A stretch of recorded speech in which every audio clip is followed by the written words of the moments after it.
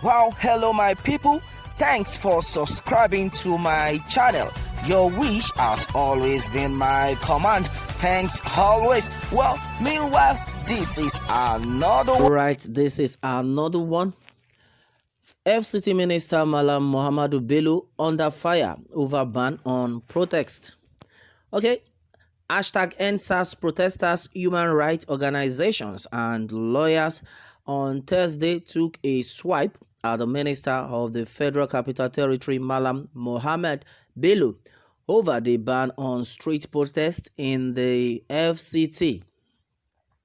Leaders of the movement campaigning for the disbanding of the Special Anti-Robbery Squad of the Nigerian Police in separate interviews with us dared the FCT administration, saying they would continue the protest despite the ban.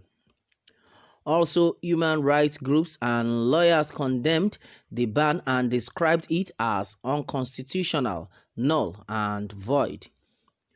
But the Northern Governors Forum on Thursday said northern states were not opposed to SARS. The Plateau State Governor and Chairman of the forum, Simon Lalong, in an interview with State House correspondents in Abuja, said the squad had been useful in tackling insecurity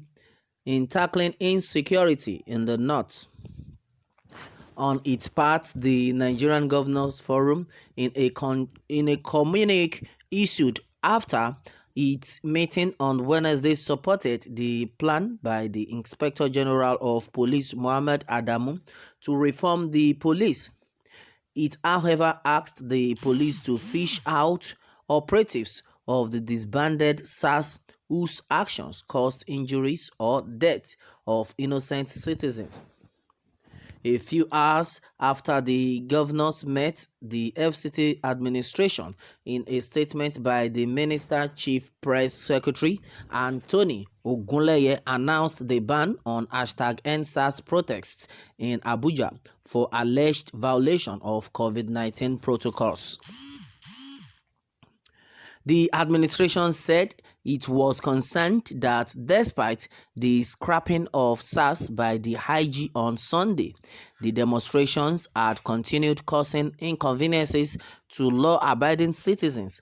According to the statement titled COVID-19 FCT Security Committee Prohibit Street Demonstrations, the decisions was reached at a meeting of the FCT Security Committee on Tuesday, chaired by the minister.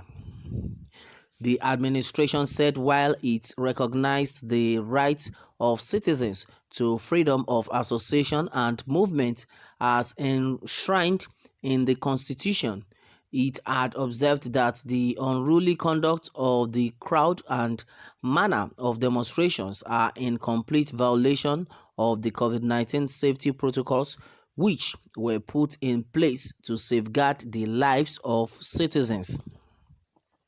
It added that the COVID-19 guidelines included physical distancing, temperature checks, and the use of face masks. All these guidelines were flouted by the protesters.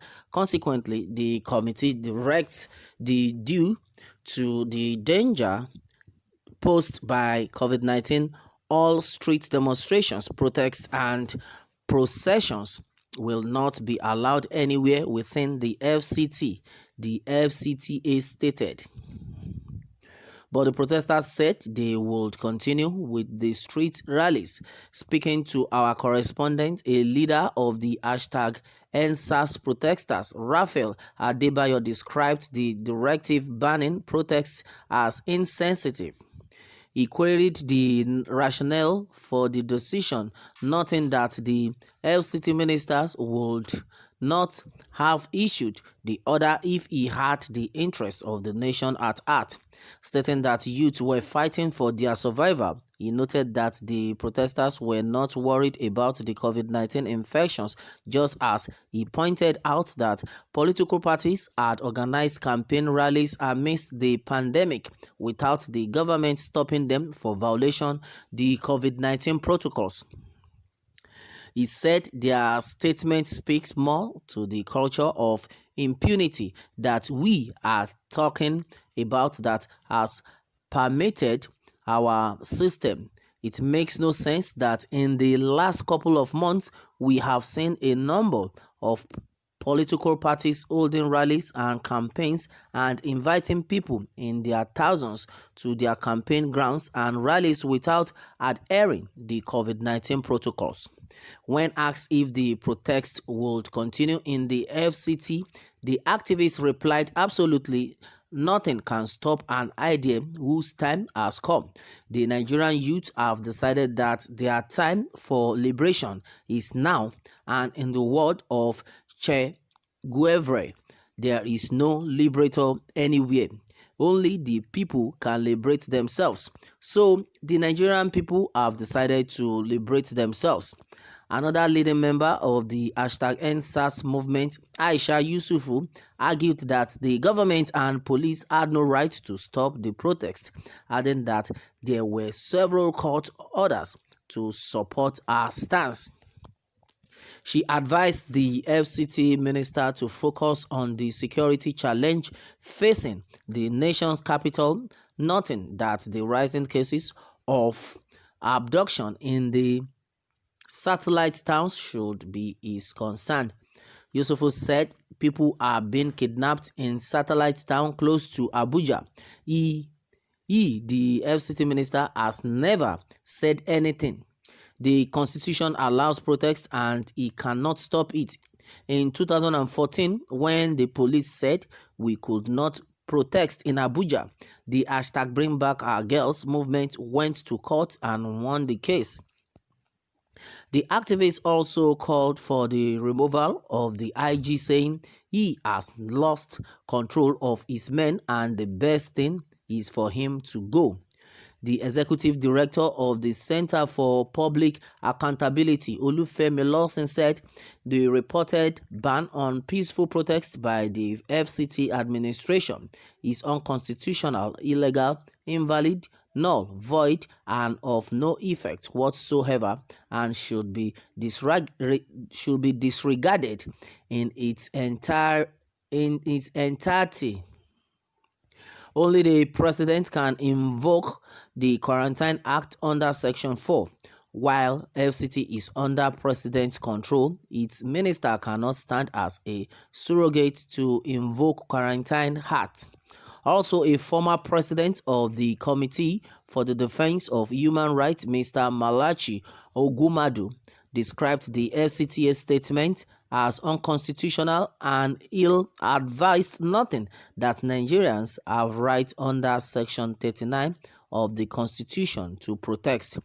Reverse ban on protest or face legal action, lawyer warns FCT minister. Also faulting the FCTA, a lawyer, Mr. Pelumi Olajengbese, issued a 24-hour ultimatum to the minister to reverse the ban on protests.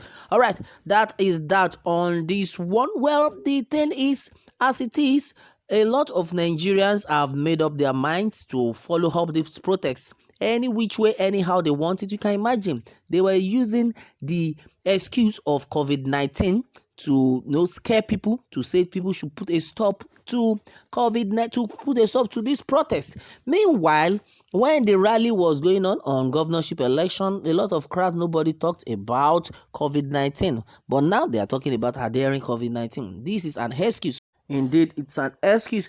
But the truth of the matter is Nigerians are not ready to relent until their aim are achieved. And that is it. Well, that's it, my people, on this one. Meanwhile, let me have more takes from you on this. And remember to subscribe for more updates. Thanks and God bless.